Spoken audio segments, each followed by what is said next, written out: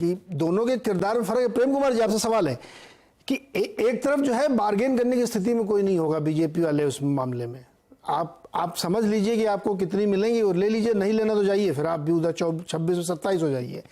लेकिन इस वाले किरदार में बहुत तगड़ी बार्गेनिंग की संभावना है। जैसे एक बहुत बड़ा महत्वपूर्ण सवाल है कि कैसे तय होगा कि कौन प्रभावी है। यूपी में अखिलेश जी प्रभावी है कि कौन प्रभावी है, ये अपने आप में बड़ा सवाल है। नहीं, ये प्रेम कुमार जी से। तो प्रेम कुमार जी, इस बैठक में बहुत सारी चीजों के बाद जो असली मुद्दा ये है, ये कैसे सॉल्व होगा? आपको कुछ अनुमान लग रहा है कि क्या होगा इसमें? देखिए नीरज जी, ये बैठक तमाम डिफरेंसेस के बावजूद हो रही है। विपक्ष की बैठक का जहां तक प्रश्न है, और नेचुरली एक दूसरे की जरूरत के लिए हो रही है। लेकिन सबसे बड़ा जो पॉइंट है जिस वजह से हो रही है कि पहली बार सारे दल ये महसूस कर रहे हैं कि अगर एकजुट नहीं होते हैं तो शायद कभी आगे एकजुट होने का मौका नहीं मिलेगा। ये वो पॉइंट है जिसकी वजह से सब एकजुट होने के लिए आतुर हैं। नहीं तो कोई कारण नहीं था कि आम आदमी पार्टी जैसी पार्टी कांग्रेस के साथ में एकजुट हो। उनका भी स्टांस बदला, कांग्रेस भी नरम हुई, और वो संभव हुआ जो कुछ समय पहले संभव नहीं माना जा रहा था। यही ममता बनर्जी जी भी कांग्रेस से अलग कोशिश कर रही थी कि कोई कुनबा खड़ा हो, नहीं हुआ, लेकिन फिर भी इकट्ठा होने की जरूरत महसूस हुई। इसलिए ये बैठक हो रही है। एक बैठक के बाद जो दूसरी बैठक हो रही है उसमें संख्या बल में भारी बढ़ोतरी है, और उसमें कांग्रेस का प्रयास आगे बढ़ चढ़ करके दिखता है। पहला प्रयास नीतीश कुमार जी का पूरा जबरदस्त योगदान था कि टीएमसी और आपको वो बैठक में बुला सके थे, और दूसरे प्रयास में मल्लिकार्जुन खड़गे को जाता है कि वो कई संगठनों को जोड़ पाए। ये एक तरफ है।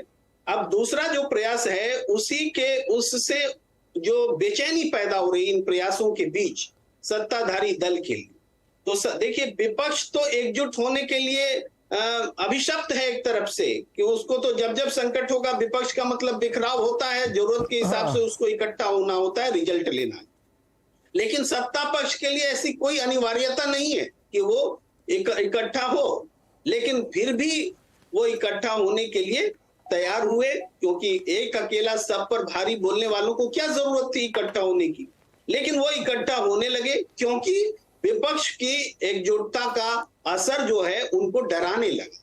अब सत्ता पक्ष को क्या डर हो सकता है? अपनी सत्ता जाने का डर हो सकता है। तो डर सत्ता पक्ष में ज्यादा हुआ, इसलिए विपक्ष का तो कैसे अपने आप को बचाए, कैसे सत्ता में आए, इसके लिए नेचुरली इकट्ठा हो रहा है। प्रेम कुमार जी, एक चीज बताइए, आपकी इस बात से मेरे मन में एक सवाल आ रहा है कि अगर आप अकेले सब पर भारी 303 सीटें लेके बैठे हैं 330 संगठन के साथ, तो आपको किस बात का डर है? और विपक्ष कॉन्फिडेंट है कि वो हरा देगा, तो फिर ये पहली बैठक के बाद ये महाराष्ट्र में क्यों टूट गए? कौन सा डर था उनको?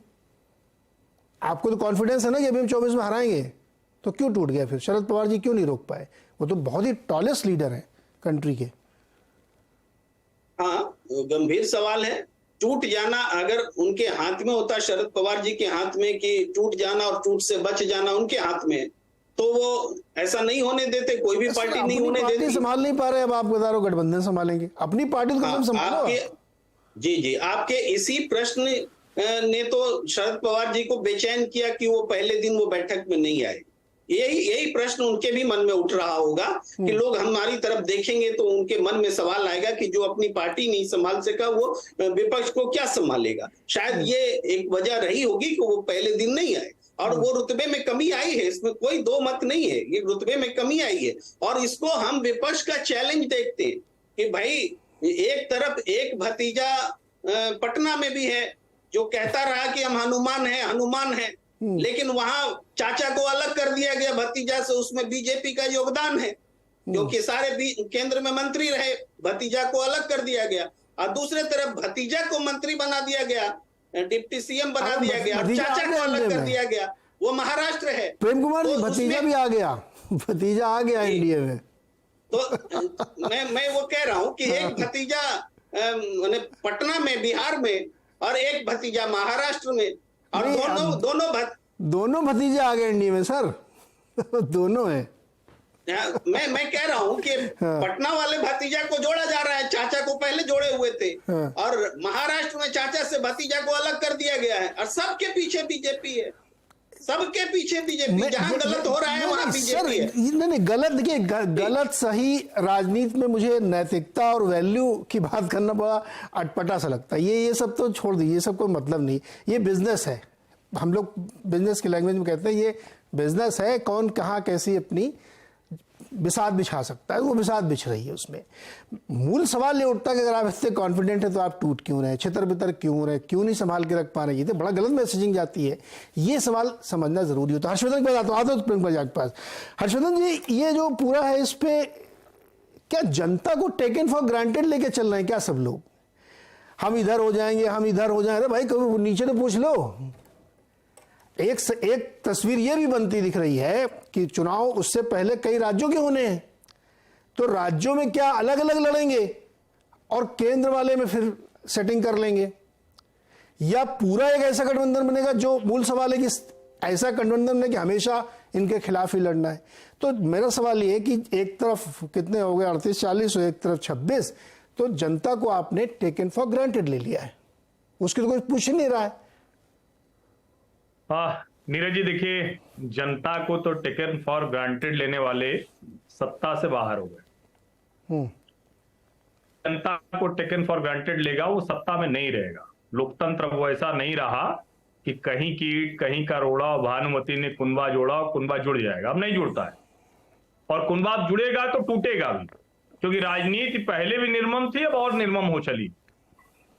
लेकिन ये जो 38 या 26 का नंबर आ रहा है, इसे देखकर को तो मुझे भी हंसी आती है। अब आज अभी 26 का नंबर था, अभी नई प्रेस कॉन्फ्रेंस हुई तो भारतीय जनता पार्टी ने 38 कर दिया।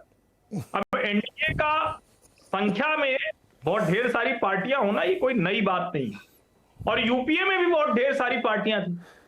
इसका मतलब क्या हुआ? अगर आप देखें तो एनडीए जस का तस है, उसके कई प्रमुख सहयोगी निकल कर गए।